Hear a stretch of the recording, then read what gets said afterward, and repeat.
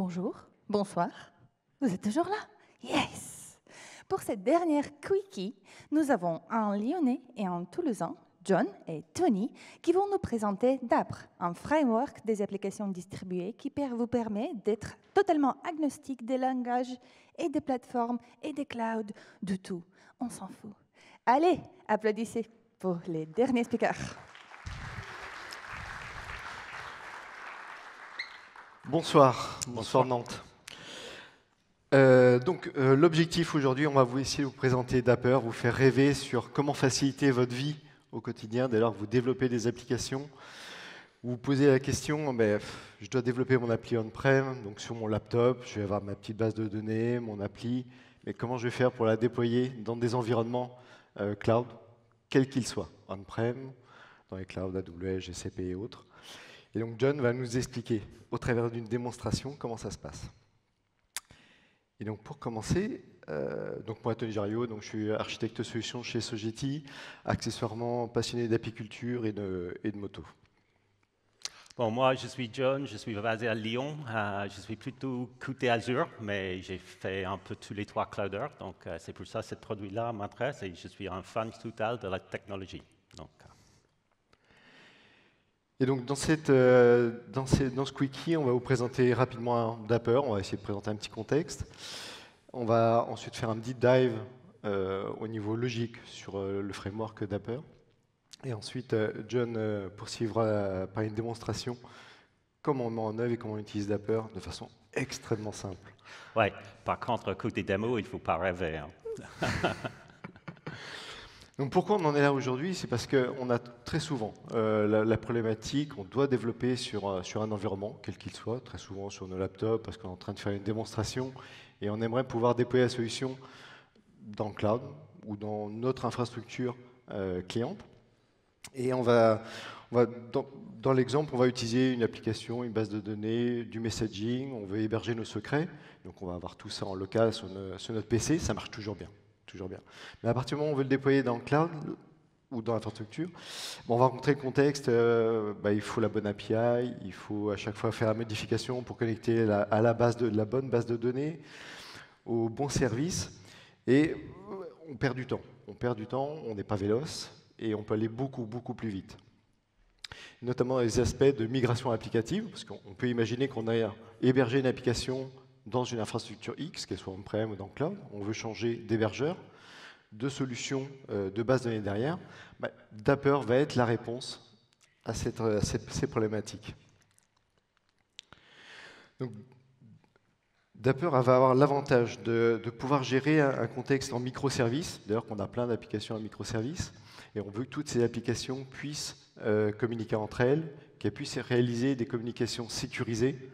C'est le nerf de la guerre lorsqu'on va communiquer typiquement entre une application, une base de données, nos gestions de services qui vont gérer tous les secrets, toute la partie messaging.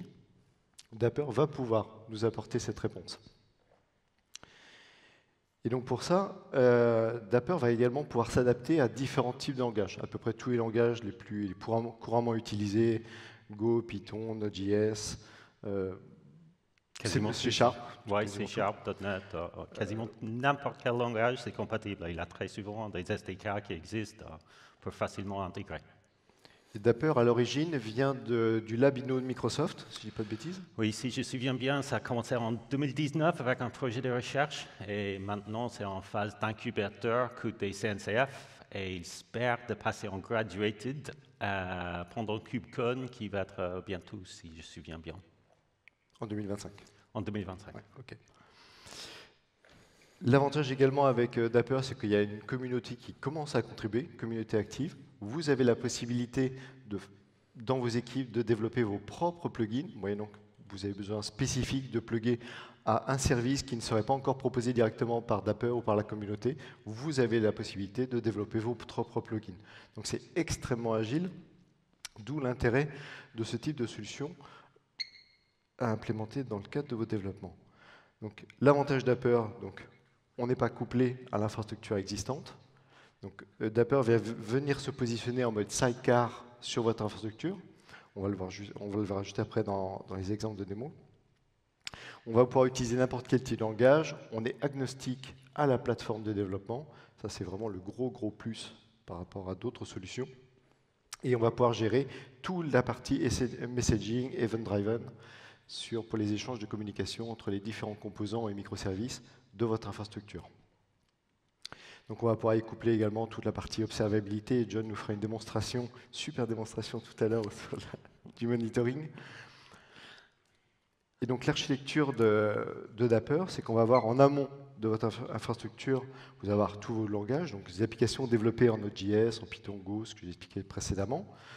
On va pouvoir configurer la solution Dapper pour fonctionner en mode sidecar, pour pouvoir prendre en compte toute la gestion de workflow, publication de messages, pouvoir se connecter aux applications qui sont en back-end, aux services de back-end, services de base de données, services de gestion de secrets, messaging et autres. Et ensuite également la partie bien sûr observabilité. Et tout ça en ayant la possibilité de déployer dans n'importe quelle solution cloud que vous disposez. Donc, soit les clouds publics ou on-prem. C'est très agile dans le cadre d'infrastructures hébergées sur Kubernetes, sur une infra Kubernetes. C'est très simple de le mettre en œuvre. Toutefois, il est également possible de le déployer sur des infrastructures en mode serveur, si vous le souhaitez. Vous déployez un démon et à partir de ce démon, fonctionnera en mode sidecar sur votre application et vous pourrez l'utiliser de la même façon que sur du cube. Donc, pour reprendre, pour reprendre la suite des composants, on a la possibilité d'utiliser énormément de plugins qui sont fournis en standard sur Dapper. Ce que je vous expliquais tout à l'heure, c'est l'exemple de connexion à une base de données. Si vous êtes sur AWS, ça va être du AWS RDS. Sur l'Azure, Azure SQL, GCP, vous avez Cloud SQL, etc. Et donc, Dapper va nous fournir énormément de composants qui vont nous permettre de nous connecter, quelle que soit la solution cloud retenue. Donc, si on-prem ou sur votre laptop, vous utilisez votre propre base de données, aucun problème. Vous configurez Dapper pour avoir une configuration locale à votre laptop. Et le cas échéant, si vous partez sur une solution cloud, vous allez pouvoir dire, tiens, je vais me connecter à mon DynamoDB. OK, je change ma configuration Dapper dans la configuration YAML pour dire, finalement, je donne le bon connecteur, les secrets, et à partir de ce moment-là, Dapper va vous servir en mode sidecar de proxy pour pouvoir joindre le service externe. Donc, ce qu'on peut constater là, c'est qu'on va avoir besoin de faire aucun changement applicatif. Ça va être juste un changement de configuration pour permettre à votre proxy de joindre le bon service pour votre application.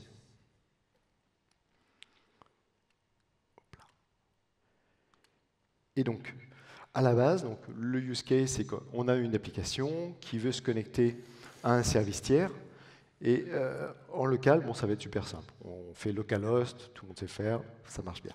Mais après, dès lors qu'on veut le déployer dans le cloud, il va falloir se dire, bah, OK, il faut que je change mon plugin peut-être pour pouvoir me connecter à une base de DynamoDB. Il va falloir que je cherche de nouveaux composants. Et du coup, on va prendre du temps à mettre en œuvre. Donc pour ça, on va vouloir appeler une API. En l'occurrence ici, c'est pour une application B2C. Dans cette application B2C, on va vouloir mettre en fait finalement Dapper, qui va nous permettre en mode sidecar d'appeler la même application en back-end, juste qu'on va appeler les API un tout petit peu différemment. Donc une fois que ce mode sidecar est mis en place, on va être autonome pour pouvoir changer au travers d'une configuration YAML le service qui est appelé en back-end. Donc dans les faits, ça veut dire que chacun des composants, les hexagones qu'on a ici, on va mettre un mode Dapper en mode sidecar qui va nous servir de pouvoir contacter chacun des services en back-end, en mode pull et en mode push. Donc on va avoir la possibilité également de configurer des tâches planifiées dans Dapper pour la partie échange de messages, qui pourra communiquer. Donc chaque service pourra communiquer entre eux. Donc là, typiquement, on a une infrastructure AWS. Dès lors qu'on veut passer sur une infrastructure ici, dans l'exemple, sur du GCP, bah finalement, c'est exactement le même schéma à la configuration YAML près de Dapper. Tu n'as pas besoin de changer les binaires qui sont déployés. C'est une configuration du YAML. C'est extrêmement simple, hein, YAML. Juste 2 lignes à changer et c'est tout fonctionne. On peut même intégrer ça dans les pipelines CI/CD. Tu vois, c'est ça qu'on fait chez mon client. On a construit un pipeline qui fait les déploiements automatiques et la configuration en même temps. Donc, c'est hyper simple. Ah, tu as passé... Ça, c'est dans le pas bon endroit. Excusez-moi. Si. Non, mais on a lu les slides du démo. Si. Ah, le slide, Voilà. il manque. On avait censé d'avoir un avant, mais c'est pas grave. Ah, tu me l'as viré. Donc, désolé. c'est moi maintenant. Bon, moi, je vais essayer de présenter tout ça. Le problème, c'est comme vous pouvez probablement constater, Dapper, c'est quelque chose qui est assez discret. Ça va travailler dans l'arrière-plan. Donc, on ne va pas avoir une UI de dingue. Ça va être hyper compliqué à démontrer comment on marche avec ça. Donc, j'ai basé sur le thème KISS, qui, voilà, c'est pas mal sur le thème du programme, du DevFest. Donc, keep it simple, stupid. Donc, ce qu'on va faire aujourd'hui, on va faire une invocation très simple d'une API. Donc, pour faire, excusez-moi, je dois mettre les lunettes, je suis un peu aveugle. Donc, pour faire, j'ai construit une petite application. Je dis application, c'est censé être une application qui est un peu vieux. Parce que moi, j'ai implémenté celui-là dans un contexte on-prem. Donc, on n'a pas la facilité qu'on a avec Kubernetes. Kubernetes, quand tu le lances, il va injecter le control plane de Dapper, il va injecter automatiquement ton sidecar. Donc, tu n'as quasiment rien à faire pour gérer le processus du Dapper. Par contre, dans un mode on-prem, ou sur serveur ou machine virtuelle, tu dois gérer tout le paramétrage du sidecar du Dapper. Ça va exécuter comme un process à côté de ton application. Et donc, si tu as plusieurs web apps, tu as plusieurs instances du Dapper qui va exécuter avec des configurations spéciales. Donc, tu dois gérer plus de configuration sur on-prem, mais ce n'est pas hyper compliqué. Donc, dans le monde réel, on aime bien tous travailler dans du cloud. Ah, pourquoi j'ai pas le... Pas l'écran. Je vais juste voir. Ça sera compliqué à faire une démo sans un écran.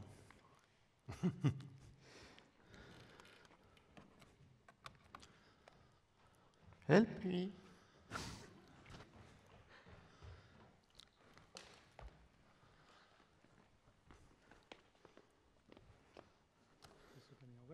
Non, j'ai testé ça, ça n'a pas marché. Je n'ai pas marché sur un câble. C'est toujours l'effet démo, ça se passe comme ça. Il y a toujours un petit bug qui va, un petit couac.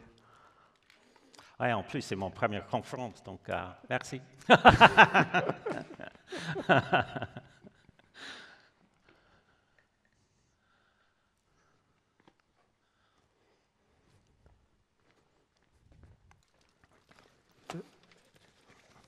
Je prends mon PC. Hein? Tu prends le tien.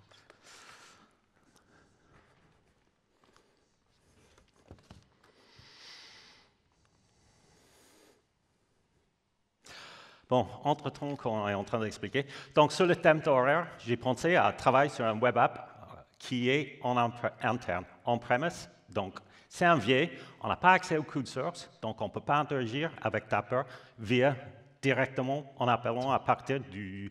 Par exemple, si on est en .NET, on a un truc qui s'appelle Dapper Sidekick, qui, lui, il va exécuter le sidecar automatiquement. Donc, l'idée, c'est une vieille application qui n'est pas très stable, pas très fiable. Ah, on est de retour. Super. Merci. Donc, comme j'ai dit, pour démontrer tout ça, j'ai fait un petit flaky service. Donc, c'est quoi flaky? C'est friable. Donc, si j'appelle, il va péter 2 fois sur 3. Donc, ça, si c'est une vieille application, c'est difficile à toucher parce qu'on n'a peut-être pas le code source, on n'a peut-être pas les compétences pour mettre à jour. Donc, comment on peut trouver une solution pour ça? Avec Dapper, il y a plusieurs façons pour faire. Premièrement, on peut passer par ce qu'on appelle une HTTP endpoint. Ça, c'est la simple configuration côté Dapper pour appeler mon service avec Dapper. Donc, si je lance mon sidecar, et donc là, c'est pareil. C'est une petite ligne de commande. Et donc, BFF, c'est mon back for front qui va appeler ce service. Comme on peut voir, je passe un fichier de configuration, et ce fichier de configuration, c'est bien spécifique à la moteur Dapper qui va exécuter. Et donc, je peux paramétrer chacun d'avoir une configuration spécifique. Pourquoi c'est important? Parce qu'on peut aussi gérer pas mal des trucs avec le config, notamment les souscriptions côté RabbitMQ, par exemple, les topics sur lesquels il peut se connecter. Donc, c'est important d'être capable de distinguer les configurations les deux côtés. Donc, en exécutant le sidecar, on voit qu'il va démarrer, il va lancer. Et là, pour l'instant, je n'ai pas le BFF, le vrai BFF. Par contre, vu que Dapper s'est déjà exécuté, je peux déjà commencer à tester ma configuration. Donc, si je retourne, et tu vas voir, ici, c'est l'appel original. C'est un HTTP standard. Pour passer en Dapper, c'est quasi identique. Sauf, j'ai injecté la configuration du Dapper. Donc, Dapper, il exécute en localhost. Et donc, ça, comme ça, tu n'as pas de problème de sécurité. Il exécute seulement sur 127.0.0.1. Donc, tu n'as pas de problème de sécurité. Mais à partir de là, je peux faire des appels vers... Je ne trouve pas l'appel que je cherche. Celui-là. Et donc là, normalement, il est censé dans 4 secondes à répondre. Voilà. Pourquoi? Parce qu'au même temps que j'ai j'ai fait la configuration du endpoint, j'ai aussi mis en place une configuration pour la résilience, qui est hyper simple aussi avec Dapper. C'est tout simplement un fichier. Et là-dedans, je gère mes timeouts, mes circuit breakers, mes retries, etc., etc. Et je peux aussi dire sur quelle cible j'applique chacun. Hyper simple. En plus, vu maintenant que je passe par Dapper, j'ai aussi des métriques. Donc, si je regarde côté Jaeger et l'autre, Prometheus, excusez-moi, je vois les traces. Tout de suite, je vois exactement ce qui se passe. Je peux interroger les données. Il y a un qui a pété un peu là. Et j'ai tout ça qui est accessible directement avec Dapper, sans changer mon code source, sans toucher mon application qui tourne. Rien à faire.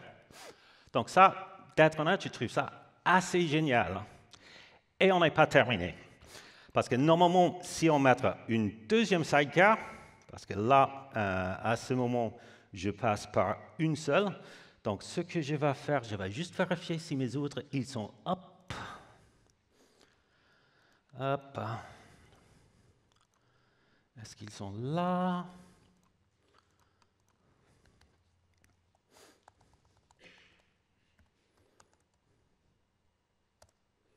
Oui, lui, il est là. Et le 5.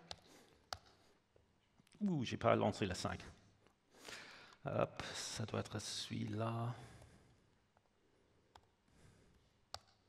Et donc là, ce que je vais faire, c'est maintenant, j'ai simulé que j'ai deux applications, exactement pareilles.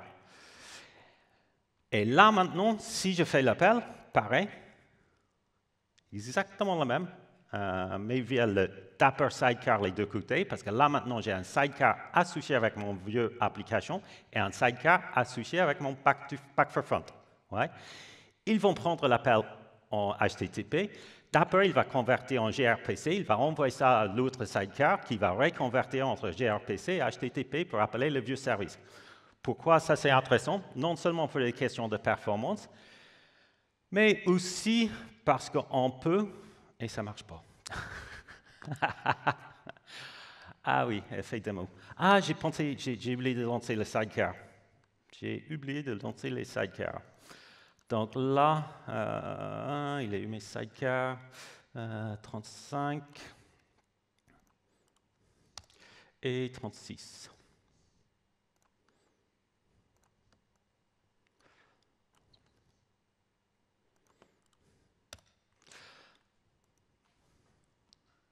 Non, j'ai pris la mauvaise. Excusez-moi.